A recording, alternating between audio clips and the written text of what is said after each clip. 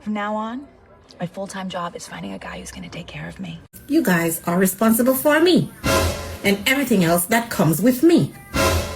Hello everyone and welcome back to the MST channel where we talk about all things hypergamy. In this video we're going to be doing part 12 and part 13 because these chapters are a little bit shorter. Part 12. The Hodges Household. Mr. Hodges. My heart raced as I pulled into my garage. I wondered how much did my wife know? Did she get a hold of the offshore accounts? On my way over here, I stopped at the 7-Eleven because it was the only place opened this early, and I picked up 3 dozen red roses for Kathy. I then snuck into the kitchen and took out one of the vases that she never uses and half filled it with water and placed the roses inside and threw out the cheap 7-Eleven paper. I bought 20 Almond Joy chocolates because those were her favorite. I wrote her name with them on the counter. I went online and booked her a last-minute massage. I can't believe I had forgotten our anniversary until this morning. I really loved my wife, but she stopped showing me affection, and Sheila really gets me and listens to me and makes me feel loved and needed. However, Kathy and I have so much history together. Maybe if I try to bring back the romance, she will open up to me again, I thought. After I finished booking the massage, she came into the kitchen. "Good morning, Mike," she said, as I went over and hugged her. She was a little hesitant, but she hugged me back tightly. It felt so good to be in Kathy's embrace. I loved her. I truly did. But as a man, I have needs. Don't scare me like that again, Mike," she said as she hugged me again. Then she looked over at the island and saw the roses and chocolate. She started crying and couldn't stop. "Mike, oh my God, you truly remembered. You used to buy me Almond Joy in college all the time." "Yes, honey, I remember every detail about you. And I love you, Kathy." "I love you too, Mike," she said, and she hugged me again. "The roses are very pretty, and thanks for putting them in a vase for me, honey." "You're welcome, my love." She seemed relieved and calm, so my guess is she didn't check the offshore accounts as yet. "I also booked you a massage, dear," I told her. She seemed so happy, and it made me smile to see Kathy smiling. "Did you want to go for breakfast?" I asked her. "No, honey, I just want to lay with you until it's time for my massage," she answered. We went upstairs and lay down in bed together, reminiscing about the good old days. It felt good. I then tried to caress her breast, and she stopped me and said she wasn't in the mood. Here we go again. "Why do you keep rejecting me, Kathy?" I asked, frustrated. "Is that all you think about, Mike?" she asked. "What do you mean?" "I'm your husband. You keep rejecting me, Kathy. How do you think that makes me feel?" Then she started crying.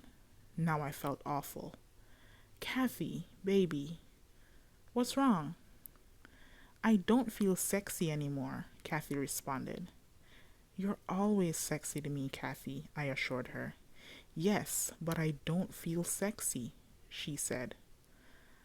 "What would make you feel sexy?" I asked. "I want to get Botox." "Honey, you're beautiful." "I know, but you asked, and that's what I think would make me feel better about my appearance," she replied. "I also want to redo my breasts. It's been over 10 years. Honey, not to be a downer, but isn't that risky at your stage? I already talked to the doctor, Mike. He said it's okay, and I'll not be getting the silicone anymore.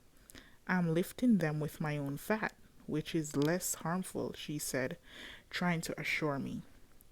But to be honest, I was worried. The Botox I could do, but I didn't want my wife having major surgery. The thought of it scared me. It's her anniversary and I didn't want to ruin it, so I just held her so she would feel supported. After my wife left for her massage, I immediately hopped on the phone and called my banker in Switzerland. After we greeted each other, he told me that he was about to email me because someone has been requesting bank statements and he wanted to know if it was me. That startled me. Kathy has started digging and I had no clue. I told him that it was not me, and under no circumstances should my bank statements be revealed. He then assured me that he wouldn't. I also told him to add extra security so no one can pose as me. Kathy knew all my information, even secret answers to certain questions. So I told him I wanted to change my security questions. After changing my security questions and ending the call with my banker, I texted Sheila to find out what she was up to. Hey baby, I texted. Hey sexy, she responded. I miss you, Sheila. I miss you too, baby, she replied. Is everything okay? She asked. Yes, everything's fine, baby, I replied. Everything's fine, baby, I replied. She didn't get access to the offshore accounts, I assured her. I'm happy to hear that, baby, Sheila responded. Sheila then sent me a video of her rubbing on her pussy. That made my cock rock hard. This girl knew how to up the ante every time. I went into the bathroom and jerked off to that video. This girl drove me wild with desire. I couldn't help myself. I came in less than a minute looking at that video. Damn, she was so hot. I can't wait to be next to her again. Although I haven't penetrated her, it felt like I have. That's how much pleasure she brings me. I can't wait to finally be inside her. I got cleaned up and went to my office to check my emails. I also texted Valencia so she could contact Sheila about styling. I wanted my baby to dress as good as she looked. I carefully deleted every message from my phone with Sheila or anything concerning her, since Kathy was on a snooping spree. There was no telling where she would look next. I went online and made reservations at Ruth's Chris for Kathy and I. I wanted to keep Kathy as happy as possible so she wouldn't suspect me of anything. I wasn't ready to give up on Sheila anytime soon. She made me so happy, and she kept my balls empty. She sucked dick like a pro, and she had a curvy body that would drive any man crazy. She was thick in all the right places, and was so attentive and caring to me. I needed Sheila. She made me feel like a man. The way she screamed when I gave her something made me feel needed and helpful, not to mention how grateful she was every time I helped her out. I want to make sure she was okay. I wanted to make sure she was okay. Was I in love with two women at once? Part 13. The Hodges Household, Mrs. Hodges. My husband took me on a romantic dinner date last night for our anniversary. I decided to play cool even though I knew something's up. But how can I catch him in the act? The bank overseas won't give me any information. I started looking online at trackers to place in his car because I felt like I would get caught if I was to follow him. I needed some state of the art stuff. Let me call my sister Jessica so she can help me since she's the tech whiz. Hey, Kathy, Jessica greeted me as she answered the phone. Hey, sis, I replied. I need your help. With what? Jessica asked. Well, I tried checking the accounts, but Mike has airtight security on them, so I can't access the statements. I think I need to track him. You mean track his phone? Jessica asked. Well, not quite. His location is always off. I'm thinking of attaching a tracking device to his car, I told her. Well, that could work, Kathy, but if you don't install it correctly, he could find out, she said. Well, that's what I have you for, I responded, laughing. The thing is, I don't know which one to choose. Okay, let me check, said Jessica. Maybe you should come over, Kathy, and we can check them out together. Sounds good. I'll be right over. I grabbed my purse and headed for the door. Mike was in his office working. Honey, I'll be back soon, I yelled. Okay, dear, he responded. He had no idea what I was up to, and I would love to keep it that way. About 3 minutes later, I pulled up to Jessica's place. When I knocked on the door, her babysitter answered. Hello, I greeted the pretty African-American young lady. Hello, ma'am, she responded. I'm Mrs. Hodges, but you can call me Kathy, I said. As I shook her hand, I'm Maria. It's nice to meet you, Mrs. Hodges, the young lady responded. Where's my little Nick? I asked her. He's fast asleep, she responded. Nick was my sister's son. Kathy, you're here, my sister said as she walked down the stairs. I gave her a hug and complimented her outfit. My sister was quite the fashionista. I'll go clean up Nick's playroom, said Maria. Okay, said Jessica. She's such a hard worker, Jessica told me as her babysitter walked off. Let's go on the computer in my office, said Jessica. So how was your anniversary? Jessica asked. It was good. Mike slept out the night before, which made me very upset. You're kidding me, Jessica replied with a concerned look on her face. Yes, Jess. He claims he had a late meeting and was too tired to drive home. Did he call at least? Asked Jessica. No, he didn't, and that made me very upset.